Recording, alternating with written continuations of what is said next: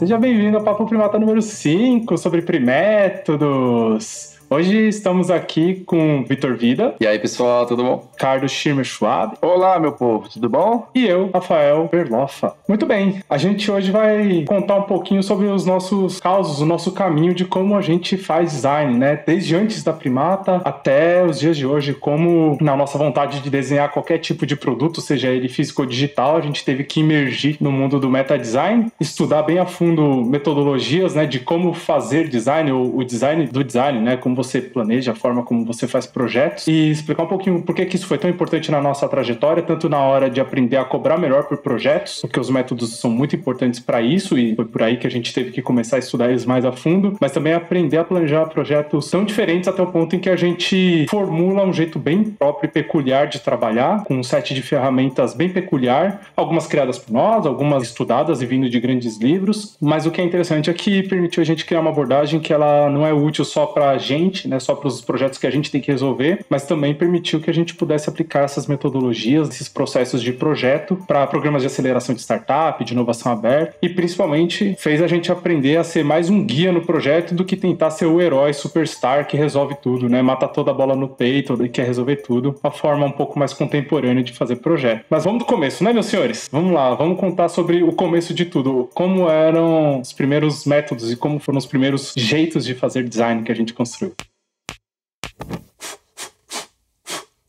É isso, né? A gente tem um histórico de atuação nisso, a gente já vem, inclusive, das conversas passadas, falando um pouco sobre isso, sobre como isso surge, a nossa atuação surge, né? E a gente ainda vai falar mais um pouco mais especificamente sobre isso nas próximas, mas lá no começo a gente tem uma visão, e a gente falou lá no Design Thinking, é o meu FU, que é essa visão mais genérica, entre aspas, de abordagem. A gente pode exemplificar aqui com o diamante duplo, que tem uma primeira divergência de entendimento do que é um problema, né? Análise daquilo em uma profundidade que a gente sabia qual que era, até um certo nível, depois você tem que bater o martelo, esse é o problema em que a gente vai atuar, e depois você tem de novo outra divergência, né, de soluções e de busca de parâmetros para resolver aquele problema que foi sinalizados atrás, né, e aí depois você converge para uma solução. E essa é uma visão que a gente pode considerar genérica, porque ela funciona para praticamente qualquer coisa, né.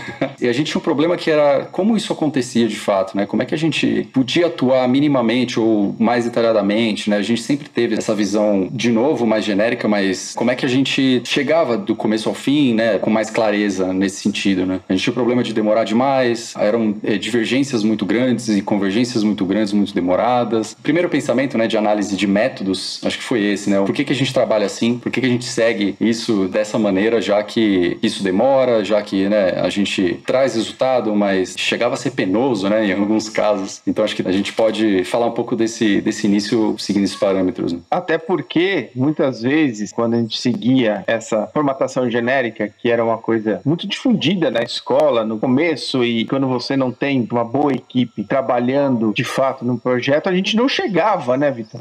Em muitos casos a gente não chegava a resposta alguma. E isso vai nos frustrando, né? Vai deixando a gente cada vez mais frustrado com o próprio processo e a própria ação de ser designer. Aqui a gente está falando do diamante duplo, né? Para quem não está familiarizado, o diamante duplo ele surge de um estudo do Conselho Britânico de Design, que é uma instituição muito respeitada e muito importante para o design do mundo, né? Não só o design britânico. E eles fizeram um grande estudo, se eu não me engano, ali nos anos 2000, para tentar entender qual que era o padrão de comportamento, né, das agências criativas ou os estúdios criativos de design, como eles faziam, e eles chegaram nessa famosa estrutura de divergir e convergir ali duas vezes, né? A primeira para definir bem um desafio ou um escopo, e depois o processo de criação em si, de resolução desse problema. Mas é sempre importante entender que essa é uma leitura, assim como as tabelas de preços que buscam o preço médio do mercado, elas são uma leitura de o que as pessoas estão fazendo, e muita gente acaba tomando o diamante duplo como se fosse o único jeito de se fazer design ou o jeito certo. E não é necessariamente isso, né? É uma abordagem que eles leram como um padrão comum, mas cada um, claro, fazendo do seu jeito, e aí começa a ter o problema de a gente pasteurizar, né, como se faz design, como se só existe esse um jeito e é esse. E não, esse é um jeito que mostra a linha média. Bons designers ou pessoas que gostam de estatística sabem que nenhum ser humano é médio, né? Todo mundo tem umas pequenas variações, assim como todos os escritórios, departamentos de design. E o diamante duplo ele fica muito famoso também pelo processo de deep dive da IDEO, né? Aí já pega ali nos anos 2000 que começa a ser uma mistura do que é o design thinking e é o processo da IDEO,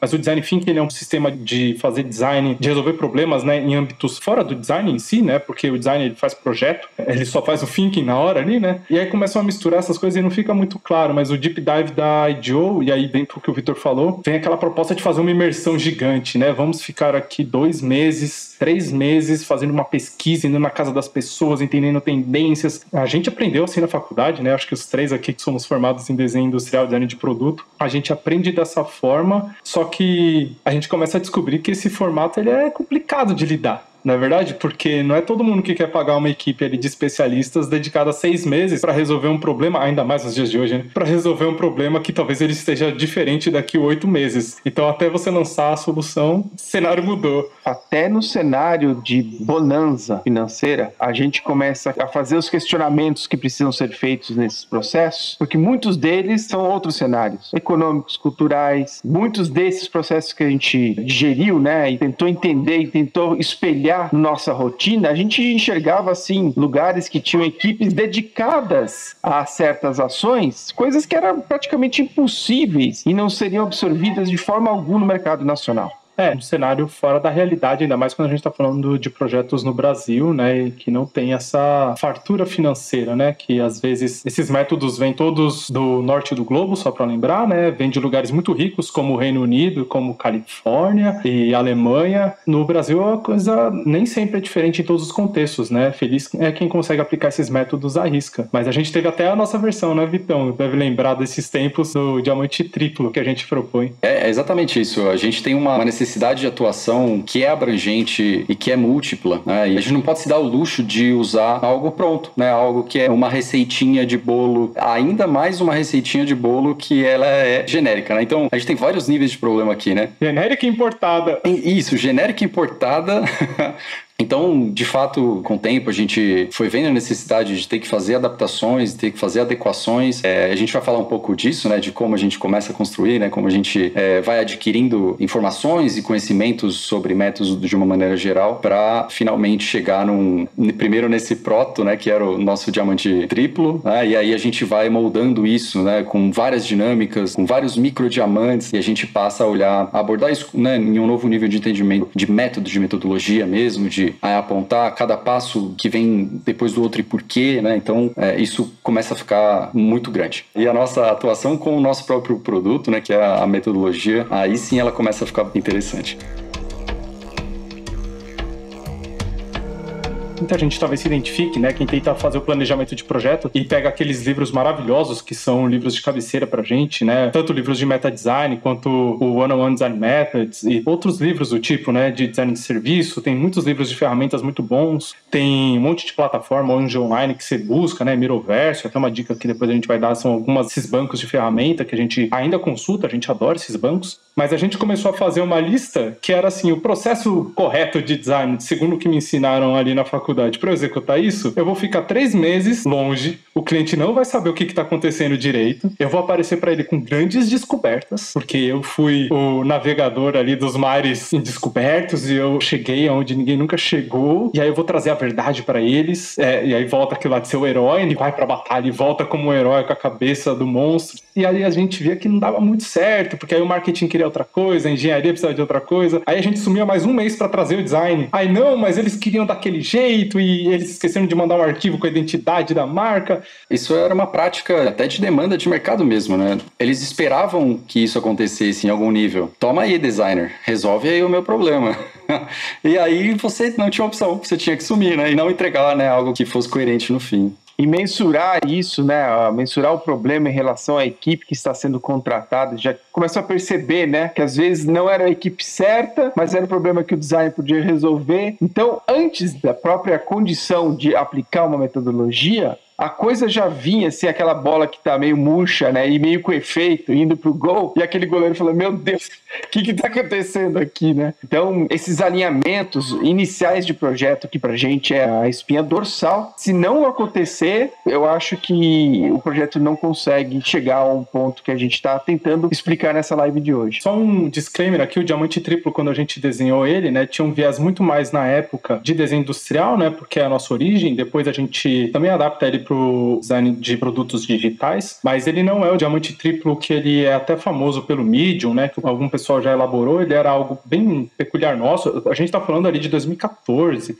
2015. Nem sei se tinha Medium direito no Brasil nessa época. Mas as 3 etapas desse diamante triplo que a gente propôs, ele tinha um terceiro diamante inteiro que, tá bom que ele não necessariamente parece o processo de divergir e convergir, mas a gente vê ele como um diamante porque tinha toda aquela parte de entrega e desenvolvimento técnico, que no desenho industrial, o acompanhamento do designer é crítico, né? Quantas vezes a gente entregou lá os 3Ds, né? Ou entregou prints gráficos, o que quer que seja, as artes gráficas, ou num design de software, né? Entrega lá os arquivos que a gente fazia no Photoshop, no Illustrator, hoje já seriam no Figma, né? No XD e tal. A gente sumia e aí quando ia ver o produto final, peraí, isso daqui não tá batendo, né? Fazia um cara crachar, alguém mexeu nisso daqui. E isso era uma parte importante pra gente, né? Garantir que o projeto fosse bem entregue. Não sei se vocês vão lembrar desses traumas que a gente teve. Até contar um pouquinho dos causos antes da gente chegar no pique primata e nos processos de hoje. Esse primeiro diamante, ele tem essa característica por uma demanda nossa, né? Então, como a gente comentou, né, a gente percebe que existe um gap ali, principalmente um gap de comunicação da demanda falando de briefing, né, falando de pedido ou escopo com o que a pessoa está esperando, né? O cliente está esperando. E as distâncias eram absurdas, assim, né? Então, o cliente queria alguma coisa, ele vinha pedir uma coisa que provavelmente era muito diferente do que ele queria, a gente seguia, muitas vezes à risca, e na hora de fazer esse cara crachar, na hora de entregar ou na hora de validar, ele falava, putz, mas eu tava pensando em outra coisa, mas por que você não escreveu isso, né?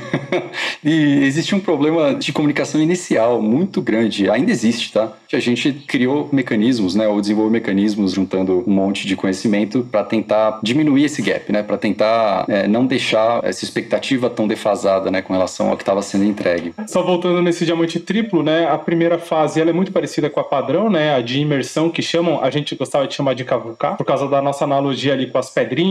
Tem um primeiro episódio inteiro sobre o conceito da pedra e porque a pedra lascada é o primeiro design e tal, mas a gente tinha a ideia de cavucar, que a gente chamava uma etapa de revirar tudo, tanto na empresa quanto estudar mercado, estudar tendências, né? Era uma grande imersão e a gente tinha grandes fases, né? As principais a gente tinha a parte de contato, de coletar informações do cliente em si, mas as primeiras ali, o briefing, debriefing, né? Aquela coisa padrão. Depois a gente tinha um momento de coleta, que era entrevista, visita de campo, falar com o usuário. Toda essa etapa que é muito onerosa em tempo, né? A não ser que você tenha uma equipe muito grande para fazer isso mais rápido, mas ela é custosa no projeto. Depois, um grande problema, né? Que é analisar tudo isso, selecionar e sintetizar. Então a gente pegava um volume gigantesco de informações em entrevistas, em análise, observação, né? Visita de campo. E aí a gente ia para síntese que fechava. O conceito do projeto tem que ser esse. Essa é a fase de cavucar. A gente falava até que a gente achava os diamantes brutos nessa fase. E aí o cliente ia poder escolher o diamante que ele ia querer lapidar, que é o segundo diamante. E aqui, a priori, a gente fazia no formato bem tradicional no começo, né? Que era, vamos elaborar 3 propostas de design. E não tô falando que isso é errado, tá? Tem empresas gigantescas que funcionam muito bem assim. Não é uma forma errada. Estou falando só como a gente fazia.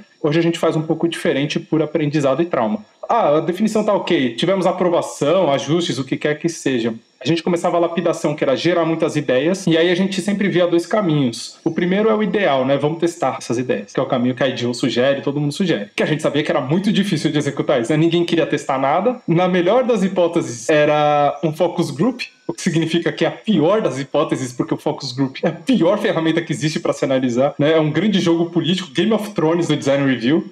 A gente tem muitos traumas de focus group. Projetos que demoraram 2 anos quebraram porque tinha uma pessoa irritada no focus group e contaminou todo mundo e ruiu um projeto que tinha ido para a França para validar e voltou e ficou aqui. Tem projeto que ia para os Estados Unidos, aí voltava para a Alemanha para validar, e da Alemanha para os Estados Unidos, aí voltava para a gente para dar o ok. E aí nesse processo tudo se perdia, né? Mas tem o testar, era focus group às vezes, ou testar de verdade, como é feito apropriadamente hoje, ou a gente pelo menos tenta fazer melhor. E tinha um processo mais padrão que era o definir. Temos essas ideias, qual delas vocês querem? Essa daqui, check, finaliza o projeto e aí vai para engenharia, vai para o desenvolvimento. Normalmente mais linear, né? Bem linear, né? Era um processo de aprovação padrão, né? Cascata padrão. Bom, eu só tô dando esse detalhe porque talvez o pessoal fique curioso, e aí depois dessa lapidação a gente tem as fases de detalhamento técnico, viabilização de projeto mesmo, né? A parte ali de modelagem avançada, se é um 3D, SolidWorks, CATIA, sei lá, ou tentar soltar os códigos e paletas de cores bem feitas, isso na época, né?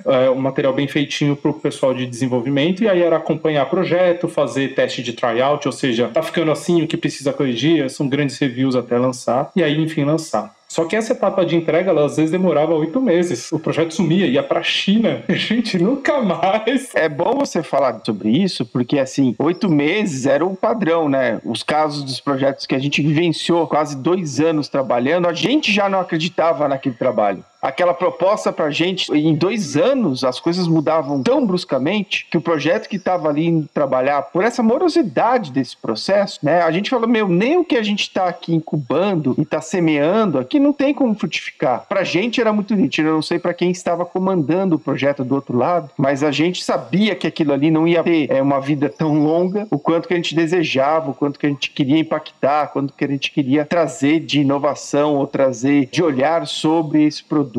E isso foi nos frustrando, né? Fora o risco do projeto, né, Rick? O projeto tá ficando cada vez mais arriscado, porque era mais tempo na prancheta, os estudos iniciais, as coisas mudam. Isso a gente tá falando ali de 2011, né? 10, 11, 12 e 13, quando efetivamente a primata tá acontecendo. Mas é muito risco, né? É risco pra gente de o design não dar certo, é risco pra empresa de um investimento de milhões por um motivinho ali, ó, melou. Eu ia falar justamente sobre isso. É risco porque o designer ele sempre tá olhando pro futuro. E dependendo de como você embasa, você consegue olhar um pouco mais pra frente ou menos, né? E aonde você quer localizar isso no futuro. Tem várias técnicas pra isso, né? E quando você não tem uma boa base, você não consegue olhar muito pra frente. E aí você propõe algo que funciona pra daí alguns meses, né? 3, 4 meses, não sei. Dependendo do tipo de produto, dependendo do tipo de situação. Mas se você faz isso e o seu produto demora 2 anos para sair, ele vai estar muito errado, porque o mundo vai ter mudado, aquele contexto vai ter mudado, e é aí que está o risco, né? Às vezes clientes se frustram porque o produto não funcionou e o erro está em todo o processo, mas ele é atribuído ao designer que não soube desenhar o produto para aquele perfil de usuário e tal. Ele era o rockstar? Exato, né? Como o rockstar não vai resolver o meu problema, né? Então, eu acho que tem essa relação muito clara de expectativa, porém um pouco embasada, né? E quantos produtos não morreram em função disso, né? Na nossa experiência apenas, né? Imagina no mundão inteiro.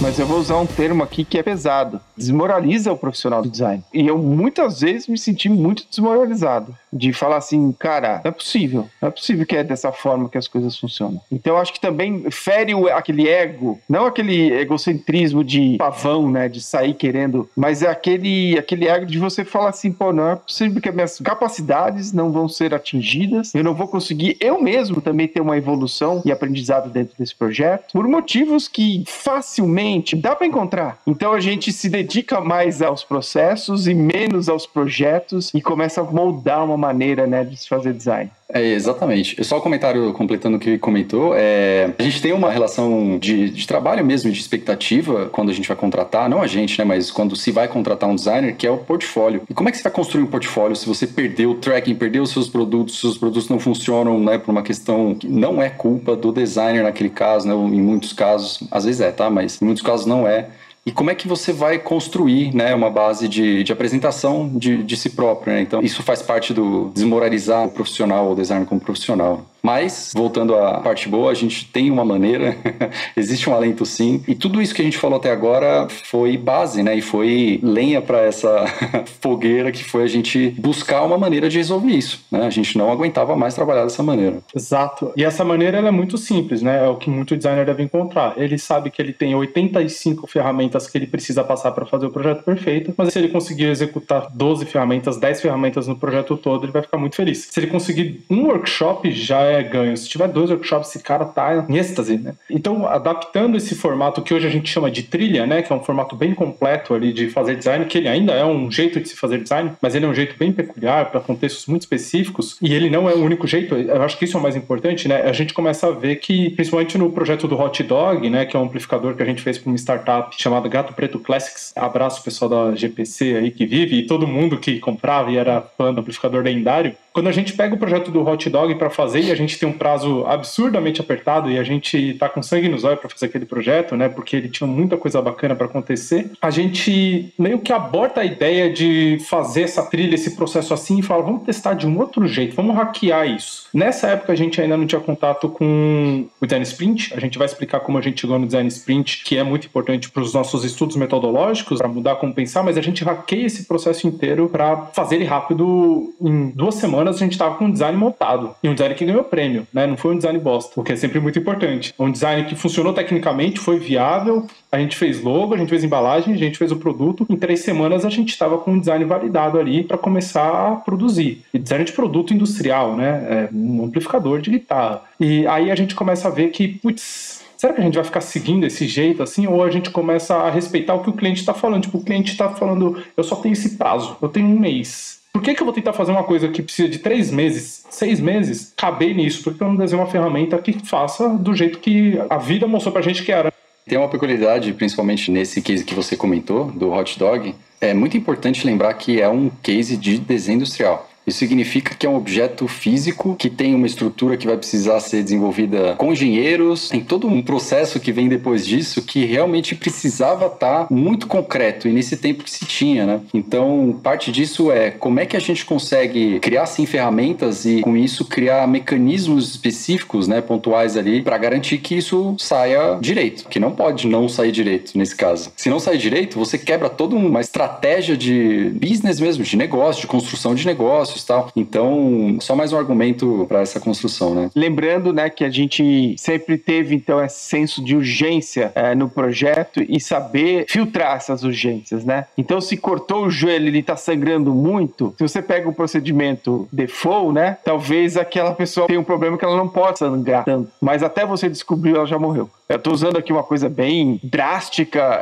mas é para entender justamente isso, né? Que às vezes você vai descobrir quando a coisa já desandou. Então, eu acho que uma grande sacada do momento que a gente tá, de certa forma, um pouco atingido por essa frustração, amplificar o foco, mas é fazer essa amplificação, né, desse foco, trazer esse ouvido, assim, de Homem-Aranha, esse olhar de coruja e falar, meu, o que aqui a gente precisa resolver? E quando a gente começou a topar, falar, tá bom, 3 meses é o tempo, o que dá para fazer em 3 meses da melhor excelência possível? Ou 3 semanas. Ou 3 semanas, né? Ou 3 dias, que já aconteceu com a gente em 3 dias também. E o que dá para fazer com muita excelência, né? Um ponto importante do que não dá para fazer no meio de um processo de prazo super justo é PPT para vender projeto. Na época a gente já estava usando isso daqui a 2015, eu acho, 14, 15, a gente já usava o Real Time Board na época, né? O Miro e o Mural, que chamava Murali, e não dava tempo de fazer PPT. Era chamar os caras, entra aqui, vamos deliberar, olha essas referências, o que o time quer. E não tem tempo de ficar fazendo PPT para mostrar o mood board, validar o mood board quando é uma situação crítica dessas. Porque o pessoal de design de produto digital também tem ali uns prazos, mas no desenho industrial a gente sempre tem os timings muito fortes do varejo, né?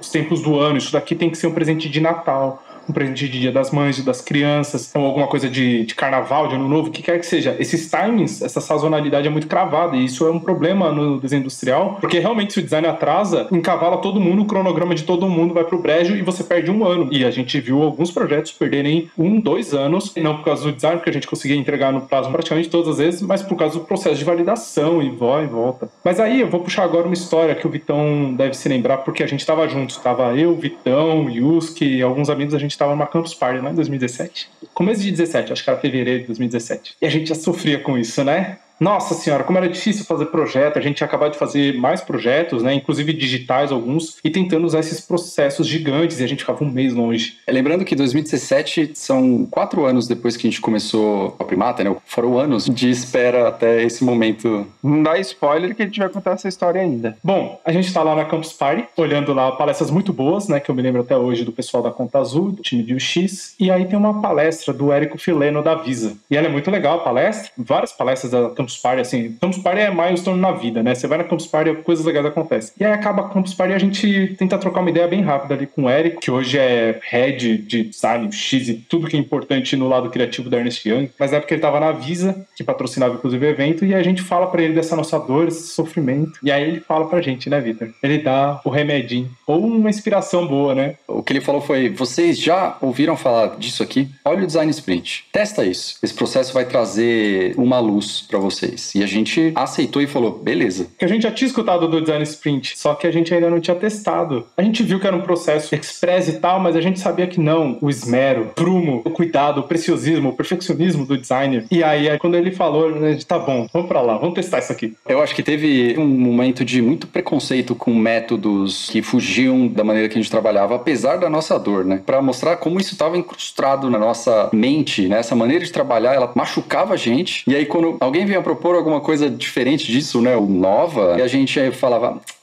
acho que não funciona, né? Ressalva que a gente estava traumatizado de design thinking nessa época e a gente tinha esse pé atrás com essas coisas.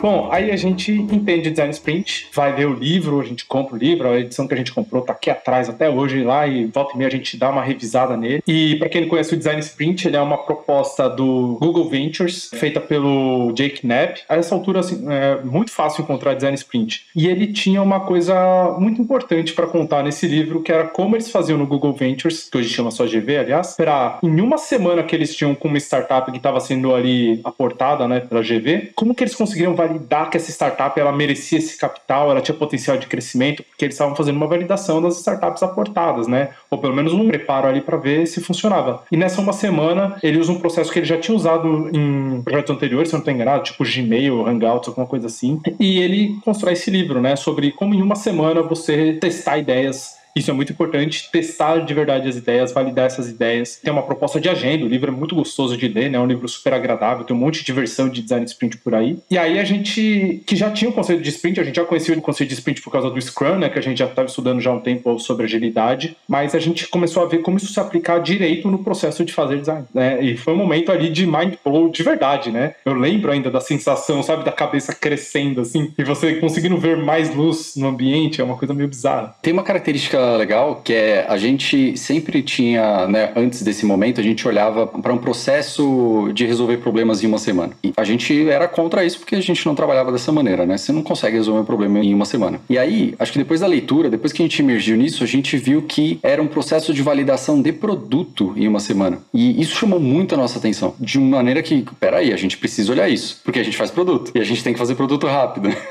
Ninguém tem mais tempo, todo mundo pede pouco tempo, né? Então, o Rafa comentou sobre validação do negócio em si, mas muito dessa validação ela estava pautada e baseada no produto, né? Então você tinha um objeto, mesmo que esse produto fosse um serviço, tá? Mas você tinha ali um objeto de estudo dentro dessa validação. E acho que isso foi um dos grandes elementos que, pelo menos para mim, né, me chamou, sabe? Eu falei, putz, tem uma maneira então da gente pegar esse artefato, né, ser um produto, interface, como a gente quiser chamar, e validar de fato isso. E aí em uma semana. E no caso, eu acho que o que é mais magnífico durante essa uma semana, e uma coisa que antes a gente não conseguia fazer, é reunir esse time de pessoas que entendiam desse produto e colocar eles ali juntos para fazer ou esse facelift, ou a nova proposta, reposicionamento, o que for, funcionar dentro dos parâmetros já de um conhecimento adquirido. A gente sonhava isso muito antigamente, mas era uma puta utopia, sabe? Vai reunir essa pessoa, vai chamar aquela outra, mas não existe isso, né? E o designer, quando a gente sai da faculdade, quando a gente faz os primeiros projetos, é muito de você querer ser o dono daquela ideia e tomar o crédito daquela ideia o tempo todo. E eu acho que o sprint, ele desconstrói completamente essa condição inicial de ser um designer. Eu acho que isso, no meu caso, na minha leitura sobre o processo, é o que me encantou muito mais pelo próprio tempo de uma semana, né? É o fato de você estar conseguindo conversar e trocar com pessoas que realmente possam fazer um download, né? Ou fazer um upload e a gente fazer um download de coisas que você fala, meu, eu demoraria quanto tempo para aprender sobre isso? Porque não está no livro, não está na internet, não está em lugares comuns. E olha só que curioso, né? A gente fez várias contas sobre o Design Sprint para entender a matemática de por que ele era tão eficiente, né? Na época, eu não vou lembrar as coisas de cabeça agora, mas a gente calculava, assim, o custo homem-hora total que era investido em 2 dias, 3 dias de workshop, porque o Design Sprint ele dura 5 dias, mas são só 3 dias de workshop de verdade. A versão 2.0 do pessoal da EJ Smart é de 2 dias. a gente tem versões de uma tarde, né, e versões de 2 semanas. A gente aprendeu a modular o nosso processo, que é o Pique Primata, e a gente já vai chegar nele mais a fundo, mas o que é interessante é que às vezes a gente ficava nas reuniões para tentar aprovar esse design, e eram várias reuniões presencialmente no trânsito de São Paulo, sempre importante lembrar, era muito mais oneroso. E a gente ficava naquele tempo, o projeto estava sangrando, né, tendo o seu tempo para ser executado, a gente ficava naquelas reuniões de 3 horas, filosofando sobre a cor do burro quando foge, e a coisa não acontecia. E o Design Sprint, ele fala, não, vocês vão decidir juntos, e ele traz as técnicas, né, e explica os processos. A gente não vai fazer isso daqui uma ode ao Design Sprint, embora mereça, mas fica a dica, o livro é barato, é R$30, assim, e ele é muito, muito importante. Mas tem um ponto aqui. A gente lê o Design Sprint, a gente fala, caraca, isso é parrudo, hein? Mas a gente não dá o braço a torcer, porque design é rockstar. Isso aqui é 2017 ainda, tá, gente? A gente não pensa mais assim, mas... Não. O que a gente tem que fazer é usar o sprint como uma degustação e depois, se o cara gostar do jeito que a gente trabalha, porque a gente queria aprender a vender, a gente queria aprender a fechar os escopos de projeto, e a gente pensava, putz, eu vou cobrar por hora, por uma semana, a gente não vai ganhar nada. A gente precisa vender esse deep dive, a gente precisa vender a trilha de design que a gente chama, né? O cavucar, lapidar e tudo, né? Lembrando que a gente está falando de um negócio, né? Então, em todo esse momento, a gente está construindo uma empresa e precisando vender e prestar serviços, né? Então, isso tudo, essa descoberta, esse desenvolvimento todo, em meio a tudo isso, tem dinâmicas de precificação, tem dinâmicas de como é que a gente vai gerar receita, sustentar a gente. Então, tem um pouco mais de profundidade. Isso não é simplesmente, vamos criar um método, né? Nada como uma fera ferida, né? Exato, e com fome. E aí tem 2 pontos interessantes que a gente não dá o braço a torcer e a gente ainda ousa dizer que não é o suficiente, e não era mesmo para nossa abordagem. Isso é uma coisa importante deixar bem claro. A gente vai depois falar mais sobre a filosofia da primata e tal, a gente vai ter provavelmente os episódios seguintes, aí a gente vai entrar mais a fundo na nossa abordagem, mas tinham coisas muito importantes sobre aquilo que a gente falou nos episódios anteriores de fazer branding desenhando o produto. Então quando a gente estava desenhando o amplificador da Gato Preto, ou desenhando um tanquinho, um ventilador, uma ferramenta, um equipamento de jardinagem, o que quer que seja, a gente está construindo a identidade da empresa na gôndola, que é muito importante para o sucesso da empresa, né? Ainda mais quando aquilo ali é o canal de venda delas. E o Design Sprint ele não aborda nada sobre brand, sobre valor da marca, sobre estética, falando não só o fashionismo, mas as interações, aquela coisa que a gente tinha o preciosismo. O craft que a gente aprendeu em design industrial e usar até hoje, né, para todos os projetos que a gente faz, ele não atendia a isso em 2 níveis. Ele não atendia a isso do ponto de vista estratégico, ou seja, no workshop não tinha uma deliberação forte nisso, e na hora de fazer o protótipo, eram protótipos de validação de MVP, assim, uma coisa tosca, básica, mínima mesmo, para validarem uma ideia. Isso é muito importante quando são os caras do Google Ventures validando uma startup com uma tecnologia revolucionária, um robô, sei lá. Mas quando é uma empresa, uma microconsultoria de design de produto, é difícil, né? A gente está falando de elementos que são elementos essenciais e a gente não tem como escapar disso. A gente precisa que isso funcione porque a gente sabe da importância. A gente começa a criar mecânicas e busca também. Eu acho que tem muita busca nesse momento, né? A gente está falando aqui de criação.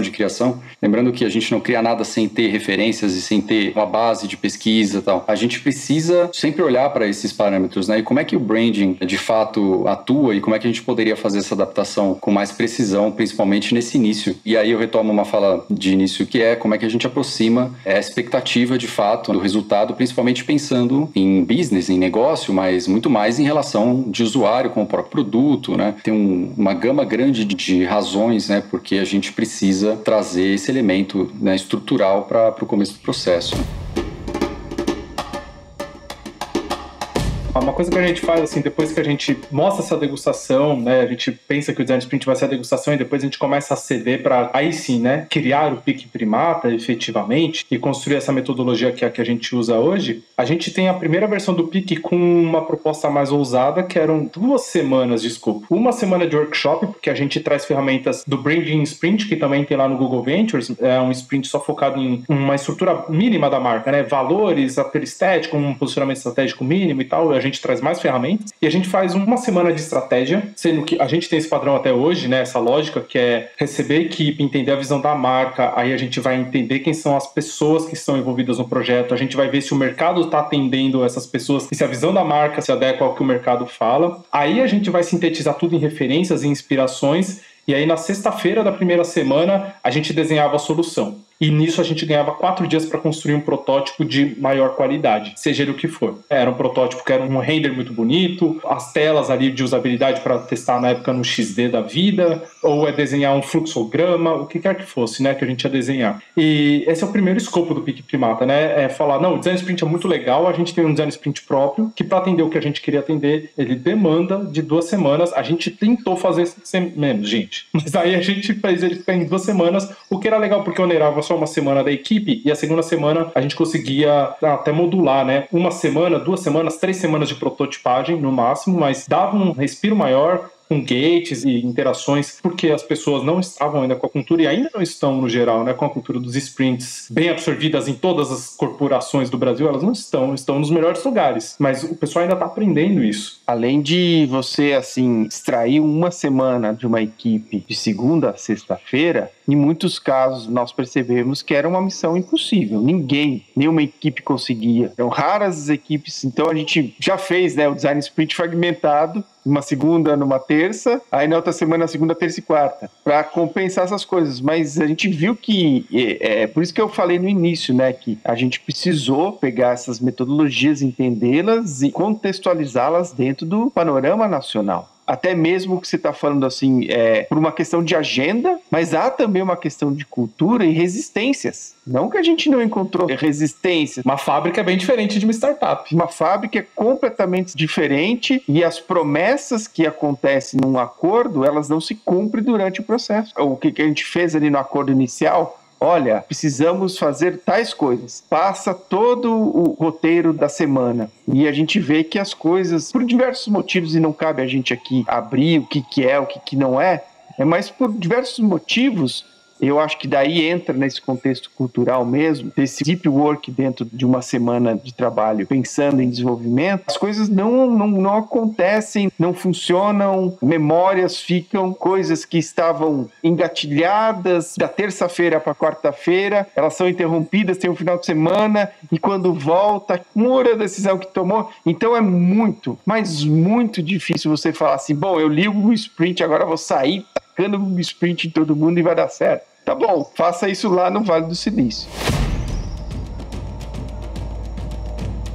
Isso que você está falando, Rick, é extremamente importante porque a gente saiu de uma abordagem que não funcionava direito, porque ela era uma abordagem importada, e a gente importou e adaptou, né? E todo esse processo que o Rafa descreveu de ferramentas de branding, ele segue uma mesma série de dinâmicas e técnicas, né, do próprio sprint. Então a gente junta o pessoal, a gente trabalha com eles ali, né? Tem uma imersão rápida, mas é uma imersão de um tempo grande, né? Expendido por várias pessoas da equipe. Até a gente perceber isso, ou isso começar a se tornar um problema real que a gente precisava resolver, ou seja, a gente não resolveu o nosso problema, a gente criou um outro, né? Isso levou 1 ano e pouquinho, né? E a gente ficou desenvolvendo isso e tentando vender. A gente conseguiu, em algum nível, vender, mas a gente sempre teve que fazer adaptações, e uma dessas adaptações é isso que o Rick comentou, né? A gente teve que abrir mão desse sequenciamento diário, né? Então, a gente vai ter que trabalhar 4 dias. Impossível, não tem nem como. E como é que a gente consegue pegar e absorver essas técnicas de fazer isso cada vez mais rápido, com talvez uma imersão mais precisa, né, em alguns pontos, e sim fragmentar em alguns dias, algumas semanas, quem sabe. A quantidade de horas trabalhadas precisava ser a mesma, né? Isso era um desafio que a gente tinha. A gente não conseguia fazer isso em menos tempo de trabalho.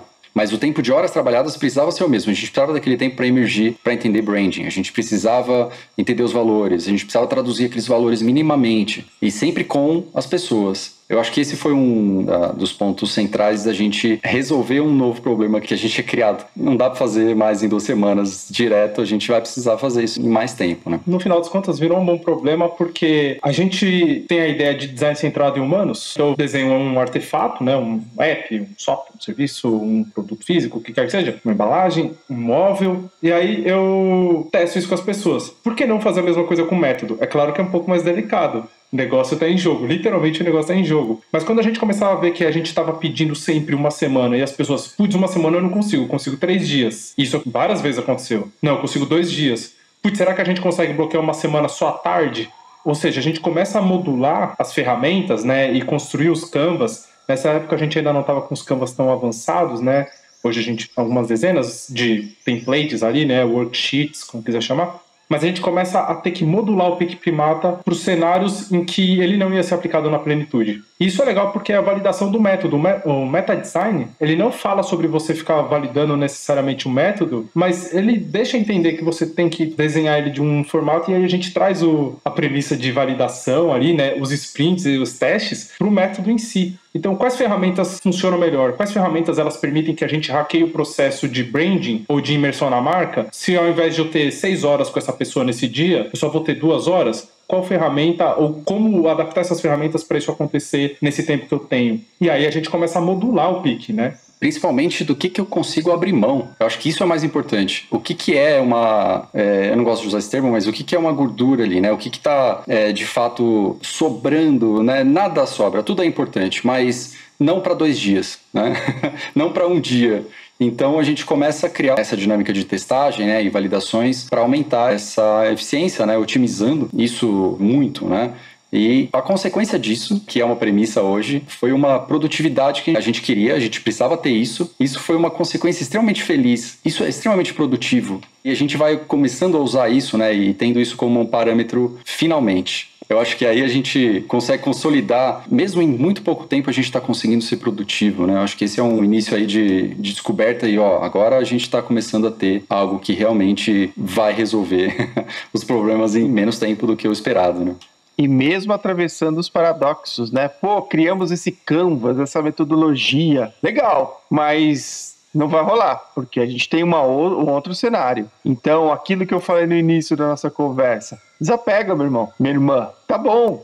Você ficou ali, Vitão, 2 dias pensando naquele Canvas, otimizando, a gente experimentando, testamos, vamos rodar? Não vai, cara, porque as pessoas não vão ter esse tempo, as pessoas não vão ter esse olhar, as pessoas não vão ter essa cultura. E você chora, desiste? Não. Então, a própria negação, ou seja, a própria anulação desse elemento que foi criado, ele volta para o nosso chiqueirinho, que a gente chama, né, o nosso sandbox, e a gente coloca ele de novo à prova. Tá bom, cara, só que você não vai poder ser assim. A gente entende o resultado que você entrega, você vai ter que entregar alguma coisa próxima, ou até melhor, só que nesse tempo, com essas premissas, com um time reduzido, fazendo o processo remoto, o que for. Então, eu acho que quando a gente fala sobre o próprio pique, as nossas dinâmicas, a gente tem que colocar também aqui, para quem está nos assistindo e nos escutando, que a gente tem esse espírito. A gente tem Canvas que a gente adora, né? Que nem a Copa do Mundo do naming. Só que assim, cara, talvez essa Copa do Mundo não pode ter 20 e tantos times e os jogos vão ser jogos de ping-pong mais rápidos. Só essa ferramenta ela demora 5 horas para ser executada, porque ela demanda diálogo e deliberação em grupo. Exato, mas a gente tá com esse despertar, a gente tá com essa noção que ali na frente, ou mais cedo ou mais tarde, a gente vai revisitar esse método. Ele tá lá, exato. Exatamente, ele está lá e ele está aberto a ter uma atualização, né, ter uma modificação, sem ferir os egos de quem fez, quem desenvolveu, quem amplificou, ou seja, essa é uma condição, né, para os nossos métodos e as nossas maneiras de fazer e trabalhar com design darem certo e serem tão produtivas como o próprio Victor falou. Muito bem. Então agora, eu acho que está na hora de entregar um pouquinho de ouro para a galera, né? Explicar um pouco das dinâmicas. Enfim, algumas coisas importantes, né, sobre o processo. Existe um grande choque pra gente quando a Câmara de Comércio Brasil-Alemanha de São Paulo, que em alemão eles chamam de AHK, eles chamam a gente consegue uma reunião com eles, apresenta o Pique Primata, fala, olha, qualquer projeto que vocês tiverem, né, quiser desenvolver, eles, putz, legal, a gente tem usado umas ferramentas de design thinking, mas elas não estavam resolvendo tudo, vamos testar isso daqui. Vamos dar uma chance pra esses caras loucos aí. Basicamente foi isso e fomos muito felizes e gratos por essa chance. A gente tem que adaptar o que era uma ferramenta de a gente fazer projeto para começar a facilitar o workshop entre uma super empresa como a BASF, a Bayer, a Volkswagen, a Voith e tal, a definir um escopo como startup. Então aqui, nesse momento, e isso aqui é só uma linha temporal, tá? A gente vai começar a explicar as ferramentas na sequência, mas nesse momento a gente começa a ter que desapegar dessas ferramentas em um outro nível, porque agora a gente só vai ter 2 dias de workshop com essas pessoas. E a gente não vai desenhar nada, a gente tem que ajudar eles a fechar um escopo. E isso dá um nó na nossa cabeça, ao mesmo tempo em que abre a nossa cabeça. Então, antes da gente ir para as ferramentas, só uma coisa muito importante que a gente aprendeu nenhuma ferramenta é bala de prata. e eu vou usar só essa vez a analogia armamentista, agora eu vou usar tudo como ingrediente. A gente tem ingredientes que são maravilhosos, como sal, bacon é uma coisa maravilhosa, orégano dá gosto de pizza pra tudo, azeite combina bem, faz bem. A gente tem ingredientes. E o designer, na hora de fazer os métodos, depois de muito tempo tomando na carraqueta, querendo fechar um método só, a gente entendeu que isso não tem nada a ver. Vamos fechar essas ferramentas, organizar essas ferramentas para que elas funcionem em um certo tempo. Então a gente trabalha tudo em módulos temporais, ou seja, essa ferramenta ela demora 20 minutos, essa ferramenta ela demora meia hora, essa daqui é 45, uma hora. Copa do Mundo dos Nomes demora 5 horas para finalizar, 4 horas e meia. A gente tem uma ferramenta lá que é o perfil semântico, maravilhoso perfil semântico, a ferramenta mais legal de estratégia que a gente já encontrou, mas ela demora 3 horas. E às vezes é melhor fazer outras 3 ferramentas de 1 hora ao invés de só ela. Mas é importante entender que algumas ferramentas elas demandam diálogo, né? Interação, deliberação em grupo. Principalmente quando a gente está falando de estratégia, né? Em que as pessoas elas estão assimilando o projeto, elas estão absorvendo. Às vezes as coisas são todas novas. Então a gente tem que escolher qual ferramenta a gente deixa um momento de deliberar e quais outras a gente usa a técnica de grupo nominal, que o Design Sprint chama de Not Involved. A gente precisa escolher quando que a gente faz uma deliberação rápida e depois o líder explica o que decidiu e quando a gente tem espaço para filosofar mesmo. Principalmente quando a gente está fazendo uma ferramenta para conceber um nome de marca, um produto novo, né, uma estratégia muito arrojada, porque aí a gente precisa de tutano, só que não tem tempo, e aí como é que faz? Então a gente organiza isso tudo, começa a desenhar os canvas como se fossem tabuleiros de jogos e calibrar esses tabuleiros como se fosse assim, vai demorar meia hora para a pessoa passar por esse tabuleiro. E é isso, sabe? São tantas jogadas que vão acontecer, é gamificar, não vamos dar pontinhos para as pessoas, não, elas estão nesse momento e vai ter um tempo para ela chegar aqui, e ela vai evoluindo no workshop inteiro, e a gente monta o workshop conforme a demanda, né? Não dá pra gente ficar tentando impor mais, não, você vai ter que fazer o perfil semântico, você vai ter que ficar 3 horas sentados aqui. São 3 horas incríveis, mas às vezes o cara não consegue. E aí a gente começa a aprender não, vamos trabalhar com esses bloquinhos e adaptar para cada situação um conjunto hoje que a gente deve ter, sei lá, 80 ferramentas diferentes, que a gente tem esses timings bem calibrados para se adequar à agenda. Essa é a lógica que tá por trás do PIC, né? E aí agora vamos para as dinâmicas, vamos explicar o PIC melhor. A gente teve algumas oportunidades. Então, a primeira foi uma proposta de fazer isso em 2 dias. Depois disso, isso foi evoluindo com uma necessidade de fazer isso em menos tempo e até de briefing, de diminuir para 1 dia. A próxima, a gente precisava fazer isso em 3 horas. Com o passar dos anos, a gente foi reduzindo cada vez mais, né? E a gente teve que aprender, nesse meio tempo, muito sobre como a gente conecta uma ferramenta a outra e como essa ferramenta ela não pode mais durar 20 minutos, ela tem que durar 10 minutos, né?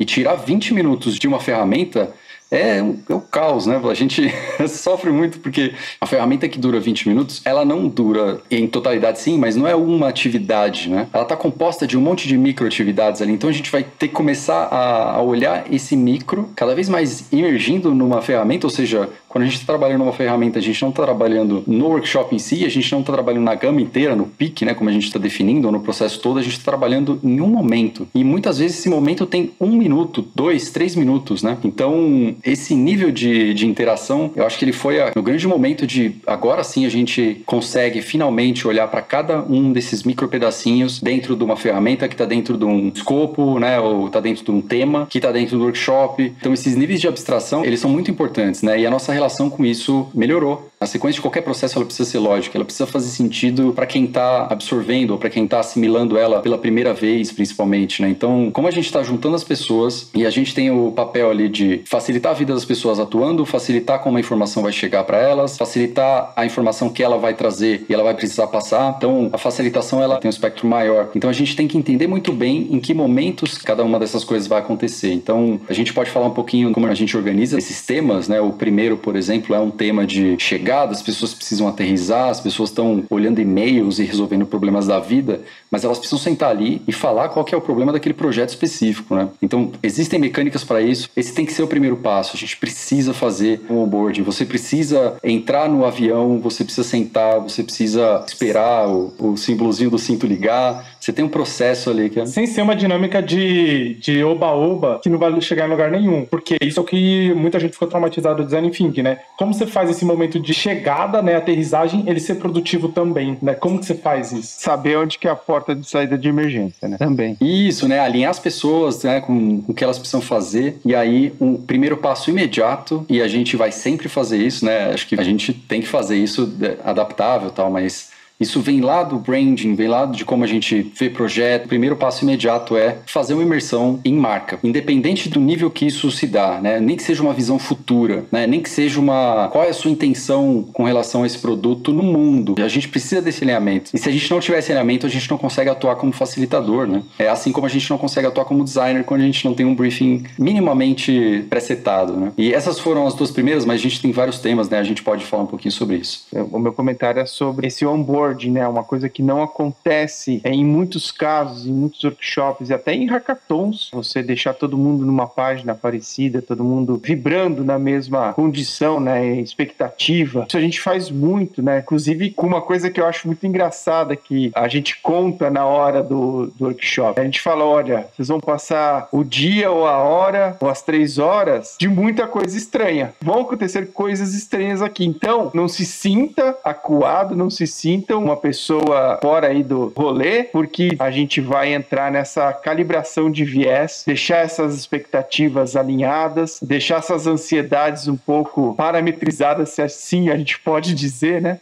É um algoritmo de fazer design. Isso não tem nada a ver com construir ponte de macarrão, tá? Não, a gente nunca fez essa, porque não precisa, né? Todo mundo já fez. Tem uma coisa muito legal que é viés. Né? O projeto de fazer o design das coisas, você está sempre calibrando o viés e ali a interação da pessoa, né? Feedback, ação, interação e tal. E calibrar o viés é muito importante no projeto. Principalmente quando a gente está falando de um processo de design acelerado, que é como a gente já ouviu falar sobre esse tipo de processo e a gente gosta desse nome. Porque ele é o mesmo processo que a gente demorava semanas para fazer, encapsulado em 1 dia, 2 dias, 3. E calibrar o viés é muito importante. O Vitão falou sobre o onboarding e chegar na visão da marca. E essa sequência a gente planejou isso. Ela é deliberada com muita ponderação e com uma intenção.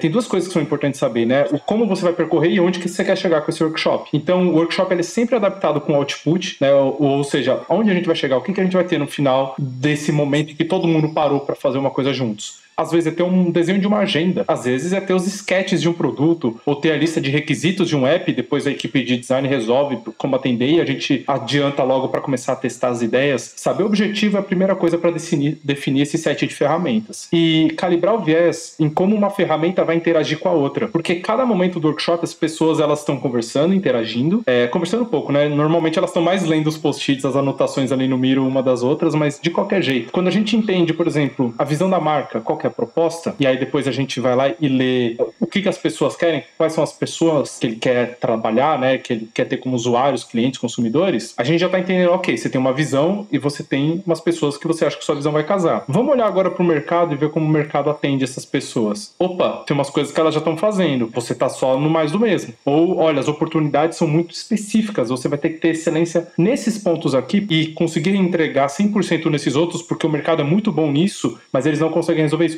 Um ponto que sempre vem à cabeça é o do liquidificador, porque o varejo ia comprar mais um liquidificador da Semp. E aí a gente faz esse mapa mostrando, olha, tem um monte de liquidificador bom que está sendo importado da China ou desenhado aqui no Brasil das marcas concorrentes, mas a gente tinha alguns pontos lá que nenhum liquidificador tentava trabalhar um lado de ele ficar exposto, todos eles queriam ficar escondidos, né? Ele não tinha nada de decorativo, era uma coisa para jogar um crochê em cima ou guardar no armário, e a pessoa não tem armário. Então a gente começa a achar esses gaps de, putz, se a gente trabalhar esse produto de uma forma que ele seja algo para deixar exposto realmente na cozinha, que a gente está falando de um liquidificador de entrada, né, um mercado de R$120, R$150, e puxar coisas que tem a ver com uma batedeira da KitchenAid, né, como uma analogia próxima, mas o carro que o cara quer deixar para fora na garagem ali para todo mundo ver. Então a gente faz esses entendimentos, fecha essa estratégia, né, geralmente a parte de mercado é muito conectada com a parte de posicionamento estratégico, e aí a gente vai buscar referência, porque agora a gente já passou por esses pontos críticos, né, o que a marca quer pôr no mundo, né, a visão, o que as pessoas esperam, precisam e o que o mercado está tentando fazer. E aí você vai encontrar oportunidades.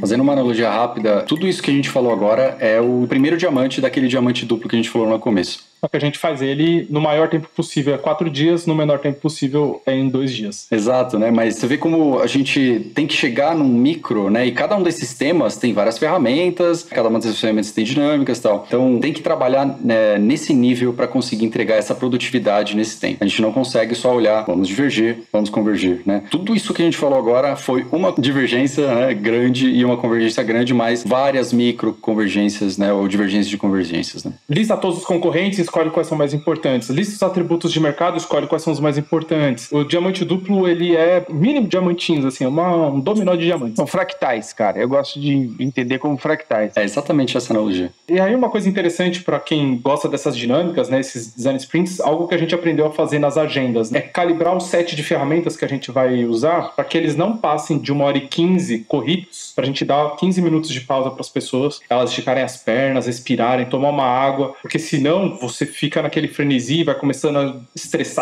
e a pessoa começa a ficar cansada, assim, você queima a pessoa em uma manhã. E uma vantagem de a gente começar a fragmentar tudo, olha, vamos usar 3 ferramentas de 25 minutos e aí faz uma pausa. O interessante é que isso começou a modularizar, do jeito que o Rick acabou de falar, como fractais, não só assim, olha, de manhã a gente vai falar sobre marca, à tarde a gente vai falar sobre pessoas e depois a gente vai falar sobre mercado, mas às vezes a pessoa ela só tem as tardes livres. Ok, a gente organiza 4 tardes livres e aí a gente tem 2 dias distribuído em 4 tardes. Ou a gente distribui em 6 dias úteis, né, 6 tardes. Então, a ideia de modular, ela começa a facilitar o como a gente se adequa também ao que o cliente consegue fazer. Porque não adianta eu falar para ele, preciso de 5 dias. O cliente fala, só tenho 3. E a gente fala, vamos combinar em 4? Ele vai falar, não, eu só tenho 3. Você não vai conseguir um dia, necessariamente. Às vezes você consegue, mas... Então, a gente começa a quebrar esses bloquinhos, tanto pelas oficinas, que são minutadas mesmo, né? Vamos gerar ideias. Temos 13 minutos para gerar ideias. Aí pausa, vamos ler as ideias. Aí tem 2 minutos para ler as ideias que todo mundo anotou. Vamos gerar mais ideias aqui, mais 3 minutos. Acabei de fazer um set de 10 minutos, que eu vou ter provavelmente ali num grupo de 5 pessoas, coisa de 30, 40 ideias. Ou problemas, dores, sei lá, quer que seja, né? Então a gente fica usando essa que volta, né? A nossa versão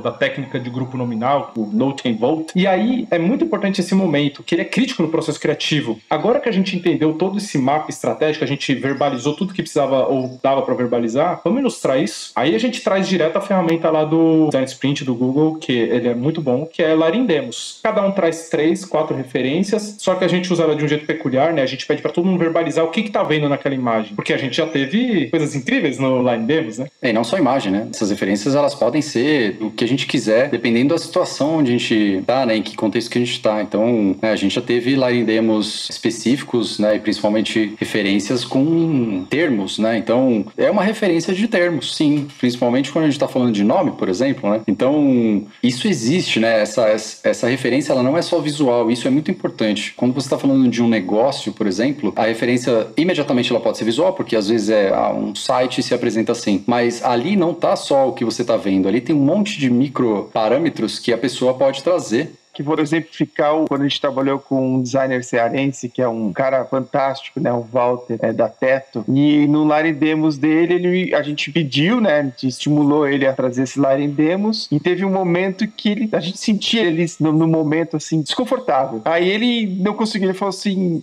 gente, mas eu tenho aqui um conceito, eu tenho uma coisa aqui que eu não tô achando, não tem nada. E a gente pergunta pra ele, mas o que é? É o conceito abraçável, sabe? E a gente falou, tá bom, abraçável. Anota o post-it, pega um canetão aí, abraçável. Esse é o seu Larindemos. Porque é cultural. É o tipo da coisa, quando ela é genuína e quando ela tá comprometida com uma entrega de verdade, que eu acho que esse é o nosso grande objetivo, ela não pode também cair em gabaritos. O Larindemos, você tem que encontrar a foto, não, às vezes ela não é visual. Às vezes ela é um cheiro, às vezes é um sentimento, uma lógica, um som, cara, porque se ela é só visual, cara, o Pinterest, é só criar um script ali pro Pinterest ficar abastecendo isso e tá feito. Uma coisa interessante que a gente adaptou do Larindemos, até para ajudar e agilizar os alinhamentos, é todo mundo, quando coloca uma imagem, anotar o que ela quer dizer, às vezes, com aquela imagem, para ficar mais rápida a leitura e principalmente revisitar.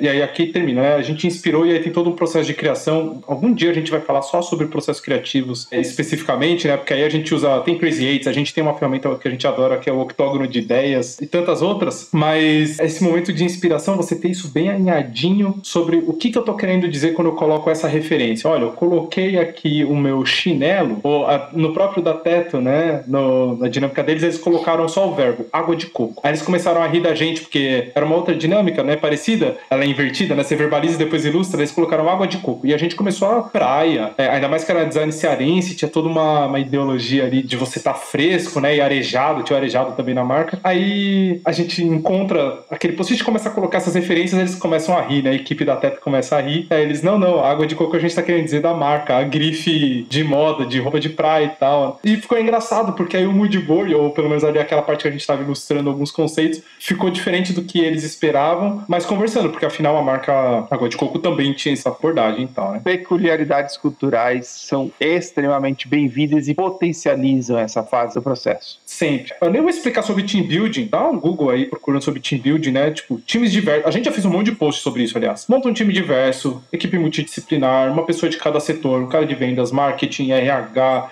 engenharia, negócios, saque. Chama pessoas de perfil. Isso a gente não precisa nem explicar, né? Isso tá no Design Sprint. Bom, depois, aí sim começa o processo de criação. Todo esse momento foi de inspiração, o que é muito importante, né? Então, boas referências, bons parâmetros significam boas ideias. As oficinas que, assim, em uma hora, ali meia hora, na verdade, no octógono de ideias, 130 ideias de uma equipe de 5, 6 pessoas, porque elas estão muito inspiradas, elas entendem o que elas têm que resolver. A gente já definiu o requisito, a gente já definiu o parâmetro técnico, oportunidade de mercado. Fica fácil gerar ideias, fica óbvio. O projeto ele vai ficando cada vez mais óbvio o que tem que ser. Porque o design não tem que ser essa coisa meio Mad Men da publicidade, que é eu sumo e aí eu volto com uma grande pedra filosofal pra todo mundo. Caramba, é muito arriscado isso, né? E se você não achar essa pedra, sabe? Se ela cair no chão, conceitualmente. Então a gente começa a ter também os processos de gerar muitas ideias, e aqui é o que a gente chama de processo darwiniano de ideação, né? Emergência, pra quem gosta do conceito. Vão emergir boas ideias. Então vamos gerar 100 ideias, que 30 serão possíveis, 15 serão boas. E aí a gente foca nessas 15, porque elas já passaram por um crivo gigante. Eu não fico ali, não, eu quero essa ideia. Aí o engenheiro fala, ou o programador fala, não dá pra fazer essa ideia, e fica isso daqui. Gera um monte, e aí vai pra frente. Continua andando, trazendo todo mundo junto. Só para complementar o que ela falou, e o time também se sentir coautor desse projeto, e a gente também consegue aí aliados para defender esse projeto lá na frente. Então esse é um outro parâmetro muito importante. Coisa que não acontecia anteriormente, porque a designer jogada aos leões, os leões lá arrebentavam, só voltava um pedacinho do design, virava uma lagartixa, né? Rabo de lagartixa, se recompunha, começava a desenhar de novo, voltava de novo destruído, então era um loop infinito. E essa parte eu acho que todo mundo pega, né? É um certo prazer em defender o projeto, porque ali tem uma visão de cada um, ali tem uma composição.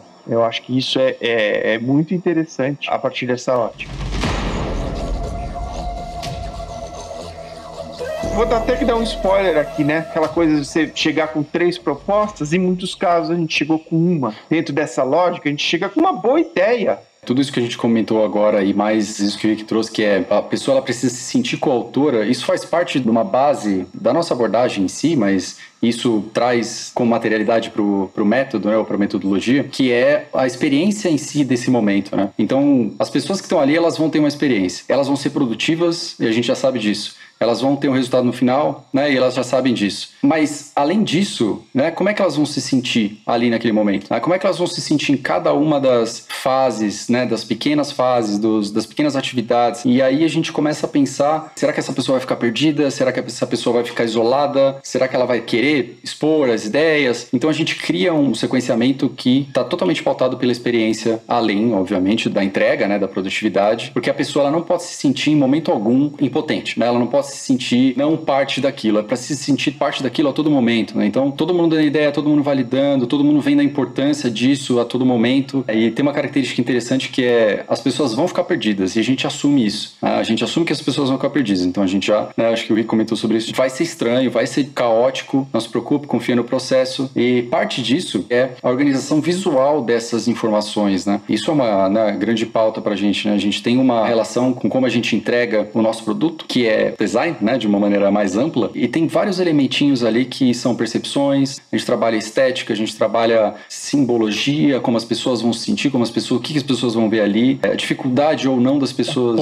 Para a pessoa ver a transição. Isso, né? A dificuldade em si da identificação da onde ela colocou aquela informação, principalmente para revisitar essas informações depois. Aí a gente entra no âmbito de construção.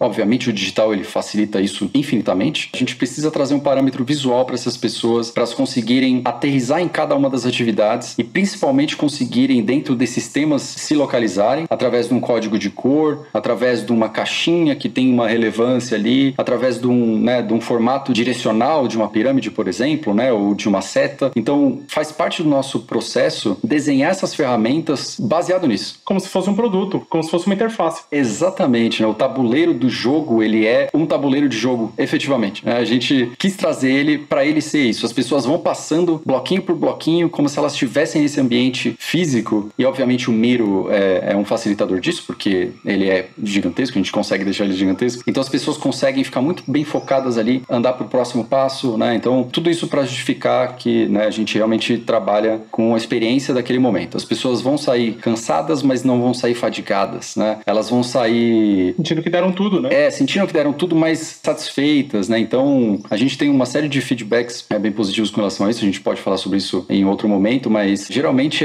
nossa, eu nem vi o tempo passar. Isso é impressionante pra gente, né? Principalmente quando a gente fica 3, 4 horas ou mais, né? Um dia inteiro juntos, né? Então, parte do nosso grande trabalho de metodologista, né? É construir a experiência, de fato, daquele usuário, daquele produto, que são os nossos clientes, né? Que são a equipe que vai participar ali. Sabe aquela sensação boa, né? De depois de ter contratado um guia e andado 8 horas pelo uma praia e falou assim, valeu a pena essas 8 horas, porque eu conheci lugares novos, descobri coisas que eu não conhecia. Numa cidade, né? Numa viagem. Uma cidade, uma viagem, um deserto, o que for. A experiência, ela se transforma. Você ir numa cidade, conhecer a cidade por conta própria, talvez você perca momentos interessantíssimos e que vão marcar a sua viagem em si, porque ali tinha uma pessoa que sabia o que era aquele monumento, aquela casa, aquela rua, e isso te faz enxergar aquela visita, enxergar aquela localização com outros olhos. Essa experiência que a gente tenta também ter nas nossas metodologias, porque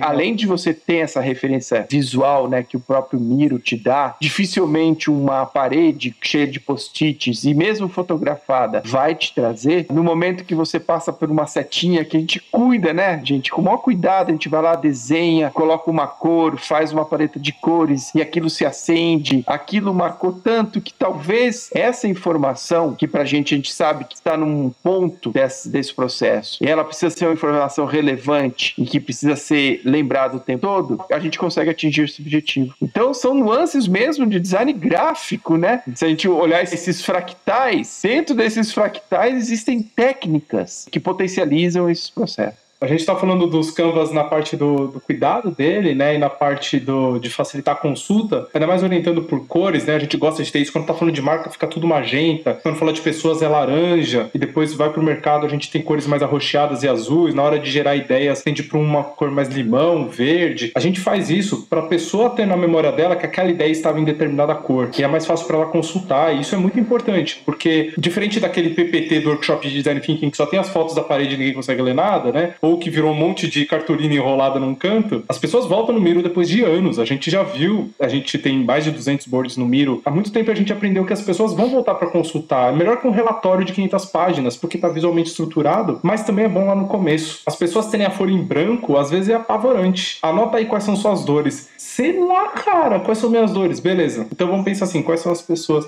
Não à toa, mapas de empatia e tantos outros Canvas, eles fazem tanto sucesso e são tão eficientes. A gente tem as nossas versões mapa de alteridade, tem mapa de empatia, usuários prováveis, proto-persona, jornada, proto-jornada. A gente tem dezenas de Canvas para cada um daqueles bloquinhos que a gente comentou, inclusive, né? Mas é para ajudar as pessoas a irem estruturando o pensamento. E aí, isso é toda uma área que chama de visual thinking, né? Que é o pensamento visual, que a pessoa conseguir colocar o que está na nossa cabeça, a gente pensa com a voz. E a voz, ela é uma dimensão só, né? Ela é uma frequência de onda, só que na nossa cabeça são sinapses. Bom, deixa isso pra lá. Mas quando a gente deixa isso gráfico, a pessoa ela consegue usar a inteligência espacial dela para onde está a minha ideia. Não estou falando no tempo, eu estou falando nos eixos XY ali, né? Eu vou para esquerda, a minha ideia estava mais no começo, eu estava mais no meio da oficina, o protótipo está mais pro final. Isso facilita a consulta. E fora que é muito bom você ver um monte de gente ali colaborando e eles anotando as ideias e gerando, porque a gente mata o ego de todo mundo com esses processos de gerar dezenas de ideias, às vezes centenas de ideias, porque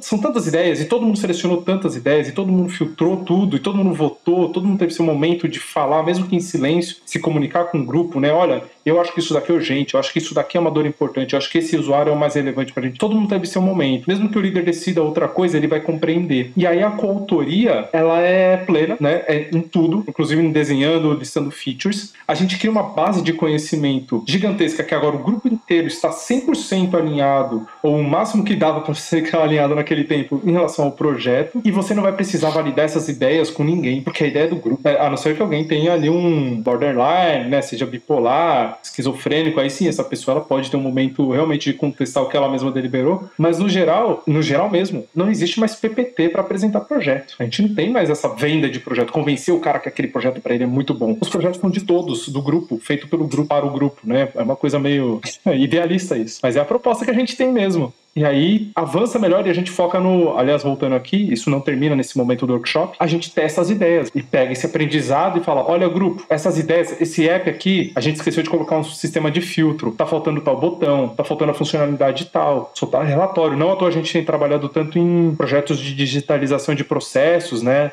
com fábricas e grandes indústrias, porque a gente coloca o pessoal do almoxarifado, da expedição, o pessoal da fábrica mesmo, o operário, para falar quais são as dores dele, para que esse sistema tem que entregar. E aí depois ele vai validar a ideia que ele deu. E ele vai pensar em novas coisas, ele vai corrigir algumas coisas, mas no geral a gente tem 95% de aprovação, porque é tudo óbvio, lembra? Tá seguro, o projeto tem que ser uma coisa segura. Não precisa ser como que vai ser o show da Katy Perry hoje, né? Não precisa ser a surpresa eu deixo pro entretenimento, né? E projeto tem risco, tem emprego, tem coisa muito séria acontecendo ali. Vamos fazer ele direitinho, vamos deixar as coisas mais seguras, mais previsíveis, né? Esse é o elemento de experiência que a gente traz, né? Isso não é nosso, mas a gente adota e sempre comunica, que é quando alguém fala, nossa, eu tive uma ideia, e aí a gente pergunta, em quanto tempo você teve essa ideia? Porque a gente consegue ter 100 ideias em 5 minutos. As ideias, elas se tornam, né, a quantidade de ideias ou a intensidade delas, isso é quase efêmero, né, no sentido de, será que aquilo é importante mesmo? Então, a gente está sempre olhando para um conceito que a gente abraça, que é a criatividade darwiniana, que é, quanto mais coisas você conseguir gerar, mais chance você tem de gerar uma ótima coisa ali, né?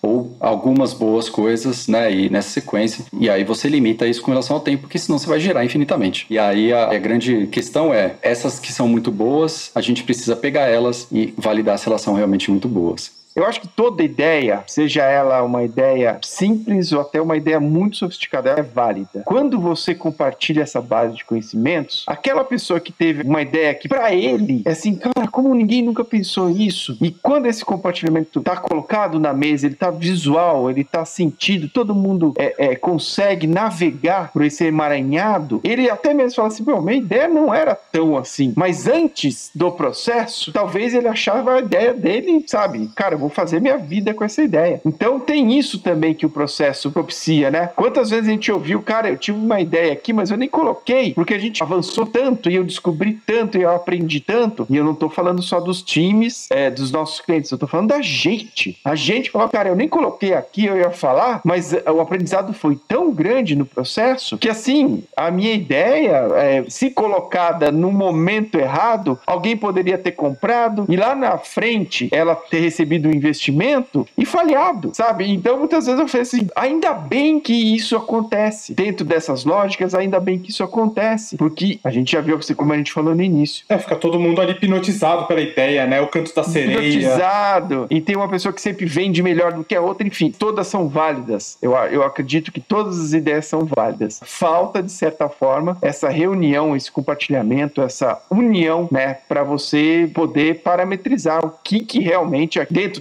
desse problema que a gente está se propondo a resolver, a solucionar, o que realmente é relevante para o momento. Porque às vezes a ideia ela vem, só que antes da ideia existir, tem um monte de coisa que não existe dentro daquela programação, daquela indústria, daquele serviço. E assim, ela parece muito boa, atraente, só que tá bom, a empresa não tem maturidade para fazer isso agora. Então essa ideia entra na nossa garagem, né? Por exemplo, que a gente tem esse desenho. Quantos projetos, né, Henrique? Quantos? A gente já chegou assim, 85 funcionalidades para um app, muito bem, só dá para fazer coisa de 20 nesse primeiro teste, e nesse primeiro protótipo, mas o resto fica na garagem. Não quer dizer que a gente esqueceu dessas ideias, é que elas não são as prioridades. Isso é ter prioridade. Quando tudo é prioridade, nada é prioridade. Então, quais são os features críticos para a gente validar uma ferramenta, um software, um produto? Olha, isso. Depois adiciona um botão, faz uma textura, coloca um negocinho ali, um hover bonitinho, um efeito legal, um motion design, poxa, isso é bônus, mas a gente precisa validar coisas importantes da marca, sim, validações objetivas e subjetivas, a gente já falou disso da outra vez, mas a gente precisa tornar isso viável dentro de um período, e aí amarra com o que o Rick falou, quando a gente vai testar essas ideias para ver se elas valem a pena, não ficar 2 meses construindo um protótipo, é ficar 1 semana, 2 semanas no máximo construindo esse protótipo, 3 quando é uma coisa muito complexa, para a gente conseguir pegar essa ideia e mostrar para as pessoas e ver se elas sobrevivem. O protótipo, ele é só um conceito de fazer um teste, às vezes chamam de smoke test, né? Pega um render de um batom, isso a gente já fez, né? Vamos pegar aqui todas as marcas de batom que estão nesse segmento aqui do mercado, nessa faixa de preço. A gente colocou 14 designs nossos ali do lado deles e viu qual design ia sobressair. Isso foi um teste feito em 2 semanas. A gente fez os designs, fez os modelos 3D, bateu os renders, parecia um e-commerce, né? O protótipo tinha um e-commerce fake ali, né? Como se fosse um catálogo. As pessoas, olha só, isso daqui é da Candice Berenice, isso daqui é da Ruby Rose, isso daqui é Boticário, isso daqui é qualquer marca, não vou lembrar de todos agora, mas esses daqui ficaram legais. Aí as pessoas gostavam de uma ideia ou outra nossa. E aí essas ideias, elas ganham potencial para serem desenvolvidas tecnicamente e eventualmente construídas, né? Às vezes é um app que a gente quer testar funcionalidade, aí é uma coisa um pouco mais robusta. A gente usa o Webflow, a gente usa o Blender, a gente usa o XD, a gente usa o Photoshop. Usa a ferramenta que tiver para construir essa cenografia, a gente chama, né? É um protótipo que ele vai fingir que funciona. A gente quer ver se as pessoas elas se interessam. Aí depois você gastar um pouquinho mais, aprimorar, melhorar, construir mais. Validou, continua legal, constrói mais, melhora mais. E aí vai aqueles ciclos, os sprints de aprimoramento até o projeto fechar e você entregar ele para o desenvolvimento final. Não, se interessam e se aquilo faz sentido naquele contexto, né? Se elas conseguem usar, se elas conseguem chegar no objetivo que elas têm com aquilo, né? E até mesmo você, nesse caso dos batons, até mesmo a gente ilustrar para a equipe que está apostando numa proposta ali, que ela, e às vezes a equipe se apaixona por aquela proposta e a gente fala, tá vendo que ela está sendo percebida da forma que vocês não queriam e que a marca de vocês não consegue? Como é que vocês vão fazer essa promessa para esse consumidor, para esse usuário, se vocês... Então, até para isso, esse protótipo, ele tem o potencial. Então, assim, desconstruir viés e o tempo todo, desconstruir, né, e alinhar todos eles, obviamente, mas ao tempo todo ter essa permanência, né, o que é mais, o que foi desenhado, o que foi planejado, o que tem mais potência, passar pelo processo darwiniano, né? Esse cara aqui, ele sobrevive, ele vai sobreviver, porque ele foi testado, ele foi estressado. O potencial dele de sucesso é maior, né? E assim, o meu gosto, o seu gosto, o gosto do dono da marca, o gosto do marqueteiro da marca, não importa. A não ser que ele queira construir uma marca tipo a Alessi, e aí ele que banca. Tudo bem, mas o consumidor, o cliente dele, o usuário dele, tá falando, cara, eu não tô entendendo isso. Eu não quero isso, eu quero aquilo, né? E aí ele fala, não, mas toma isso, mas eu quero aquilo. Isso é um formato, aliás, muito interessante de pesquisa propositiva, que a gente chama. Ao invés de ficar ali 2 meses tentando construir a melhor ideia, vamos testar várias ideias, às vezes uma, às vezes 14 ideias, às vezes 15 ideias. Vamos testar e ver o que vai acontecendo. A gente teve um grande lab de produtos agora em que a gente construiu coisa de 40 protótipos, né? 35, eu não vou lembrar exatamente do número, um volume gigante de protótipos e vamos ver o que vinga. Tais produtos vingam? Legal, aí agora vamos testar esses que deram um sinal mais positivo. No final, daquelas 1000 ideias e daqueles 40 protótipos, um produto talvez chegue na gôndola, provavelmente vai chegar diferente, porque ele vai ser mudado ali no caminho. As pessoas vão perceber, mas ele não é assim? Mas é por cima, não é por baixo? Putz, tinha que ser por baixo. Muda a ideia. E não ficar buscando, vou trazer de volta a palavra bala de prata, como se fossem as ideias que vão, nossa, isso daqui é fantástico. Não, vamos evoluir o design. A gente não tem o nome primata à toa, né? E nem a Frog chama Frog Design à toa. A ideia de evoluir o design é muito importante. E esses são 2 pontos muito importantes do PIC, né? O designer aprender a facilitar os workshops, as dinâmicas, ali as sessões de colaboração para conseguir chegar num bom briefing, numa boa inspiração, boas ideias, e depois a equipe entender que isso precisa ser testado, validado e aprimorado em pouco tempo, tá? O escopo total a gente está falando aqui 5 semanas, 4 semanas, para você já ter uma versão 3 do projeto. Olha só que fantástico. Então, esse é um resumo do PIC, dá pra gente ficar horas aqui falando, ficamos horas inclusive, mas acho que a gente já pode ir para uma próxima etapa, a não ser que vocês tenham alguma coisa para complementar e a gente vai para o próximo. Não, vamos seguir que a gente já tá estourando aqui. Momento caga e taca.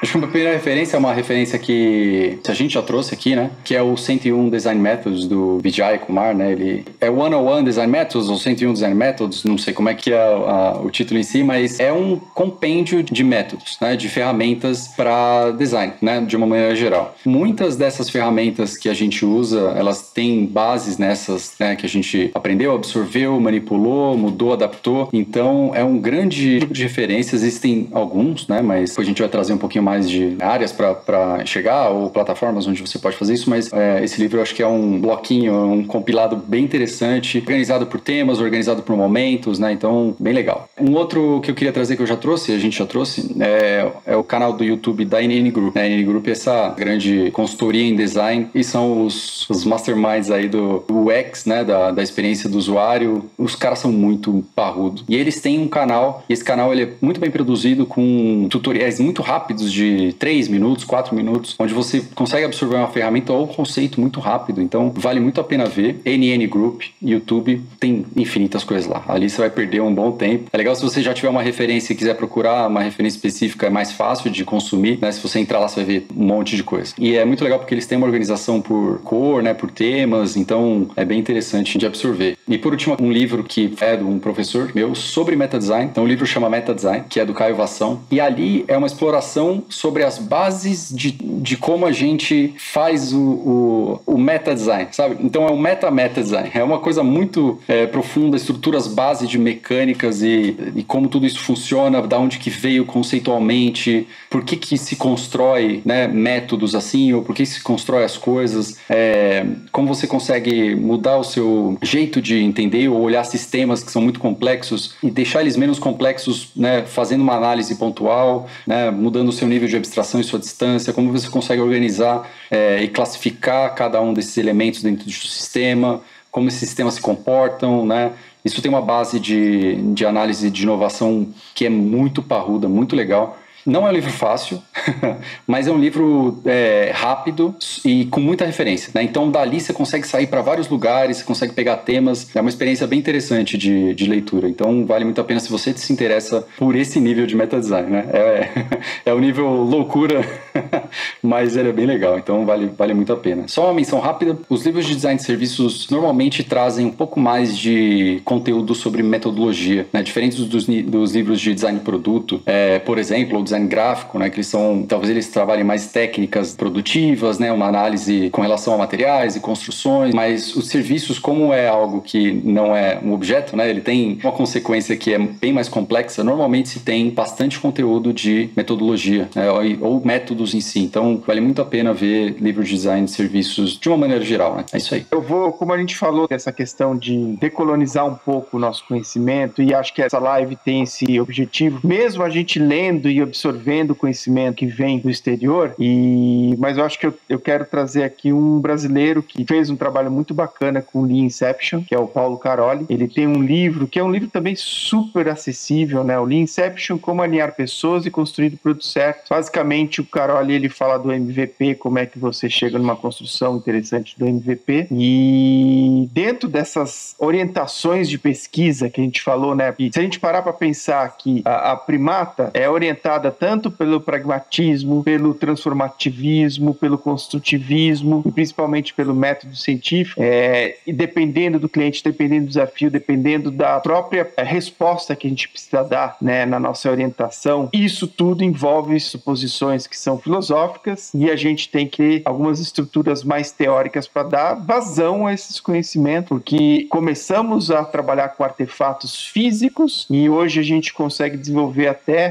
pensamentos de você extrair coisas que parecem muito abstratas, muito intangíveis e de fato são intangíveis. Então, o Lean Inception, para mim, apesar de ser feito por um brasileiro, é uma maneira para quem quer começar a surfar por esse universo de ser ágil e ter boas respostas, né, no processo de design. Excelente dica, né, Henrique? Mais uma vez, né?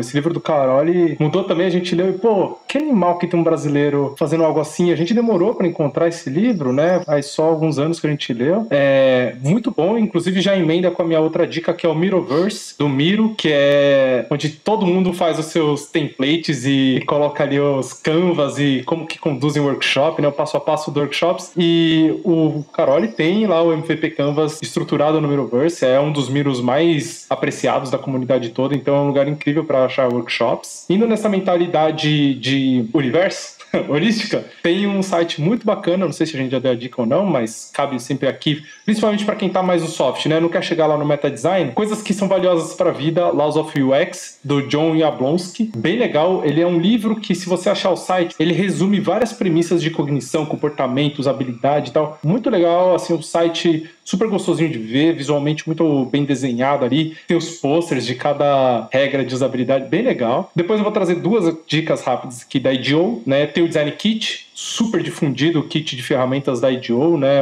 Se não for o mais famoso do mundo, é um dos.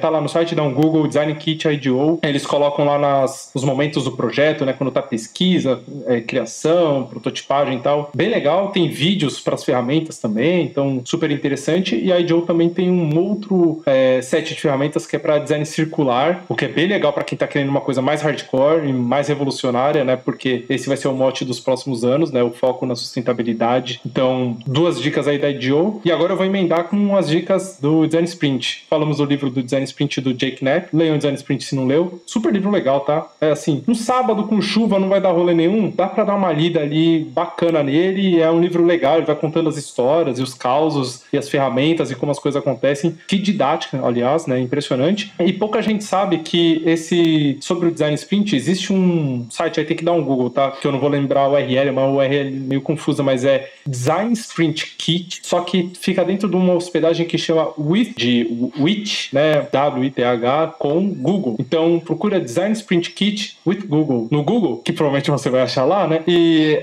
lá eles têm todas as ferramentas que eles usam no Design Sprint, bem detalhadas, explicadas. É um lugar bem bacana para ver, além do que tá no site do Google Ventures, que é bem baseado no livro, assim, muito próximo. Ô, Rafa, antes de você completar, tem um detalhe sobre o livro do Design Sprint. Ele não são só cases e aplicações, tal. Ele tem toda uma estrutura detalhada com as ferramentas, como você deve fazer cada dia, como você deve atuar com todo o que você precisa, né? A ferramental que você precisa. Então, é um livro de receitas, né? Se você ler ele, você vai saber como rodar um Design Sprint a princípio, né? Então, você tem esse nível de aprendizado que é bem legal. Super livro bacana, assim. Ele vai contando as histórias e explicando as ferramentas conforme as histórias acontecem. Então, muito bem escrito, assim. É bem legal. E para fechar, acho que um dos livros mais importantes que começa a usar os Canvas, isso influenciou bastante a gente, que o primeiro Canvas que a gente conheceu foi o Business Canvas Model, lá, o Canvas tão famoso, e é o livro Business Model Generation, do Alexander Osterwalder, ou Osterwalder, eu não sei a pronúncia, e do Ives Pegner, e mais 470 pessoas. Esse livro, pouca gente sabe, né? Esse livro foi feito em coautoria com pessoas do mundo todo, inclusive teve o professor do Vitor envolvido nesse livro, e foi um super feito de colaboração para construir o design propondo valor, e tem outros livros da mesma galera, assim, mas eu vou dar esse que é bem um clássico, livro lindo, né, layout, assim, diagramação maravilhosa, livro super bonito, com vários contextos, vários cenários, uma dica aí que nunca fica velha, porque é um livro bem bacana, ele só foi mal usado por aí, porque o pessoal achou que o livro é só o Canvas, e não, o livro ele é incrível, assim. E valeu, né, galera? Acho que rendeu aqui, hein? É isso aí. Boa noite a todos. Abraço pra todos, boa noite, obrigado, e a gente se vê. Tchau, tchau.